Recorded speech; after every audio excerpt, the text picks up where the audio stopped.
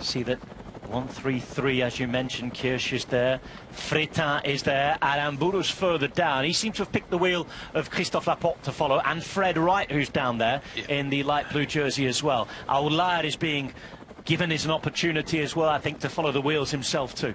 Yeah, and on the left-hand side you see Wellens in the Belgium National Champion #1, and just behind him is Cosnefort, so it looks like they're trying to take care of Cosnefort here. Axel Zingler is on the wheel of Christophe Laporte there. Laporte in that green jersey as it goes uphill here, 1.3 k's to go. You talked about that turn in a moment, and things will change yet again. Visma back in control, but for how long?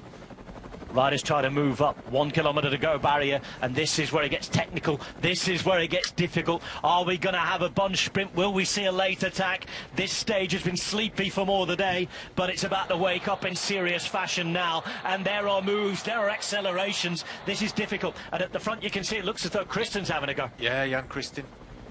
Kristen's being followed now, 52, Adrien Boischi, 134 there is Piet Allegard. We know he has a really strong finish on himself as well, the man from Cofidis. Left-hand side, Visma start to take it up again though, and at the back of that line you can see it's Christophe Laporte who is ready to go. 126 following is Clément Rousseau, he rides for Groupama. Also following, you can also see in the red jersey for Cofidis, that is Alex Aramburu.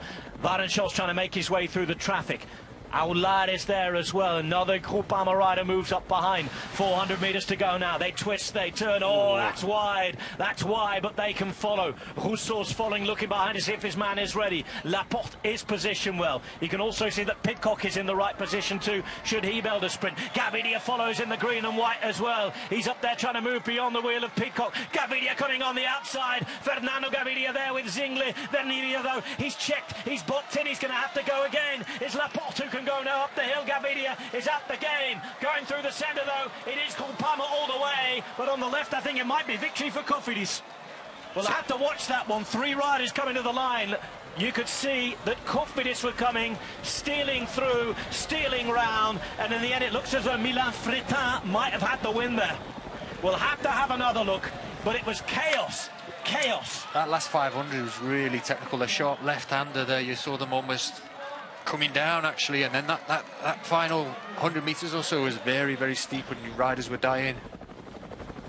Let's have a look at it again, because Gaviria was off and away. Then he sort of got checked into the corner. Laporte launched, and I think it's Milan Fretin here who comes up and takes it. We'll have to have a closer look. Groupama were having a go. Rousseau found himself in the right place, and then a different rider came up towards the end, whether it was Penouet, maybe even Tronchon Grégoire. Here's Gaviria at the bottom of the screen, Steve. He sort of follows Pidcock. He will launch his sprint in a minute. Left-hand side, green jersey on. He sort of gets checked into the barrier a little later on. Here's his opportunity. Gets beyond Pidcock. Can't find a way through there.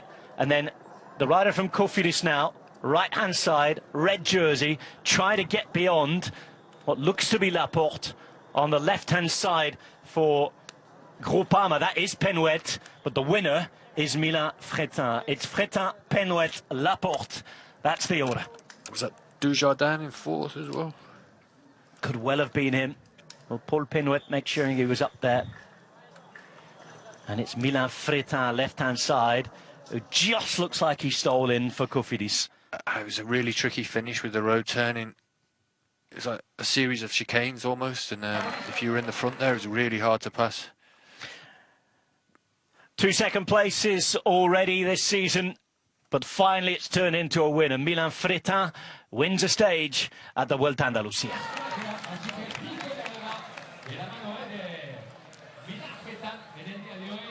Absolute chaos on the roads of Lopera.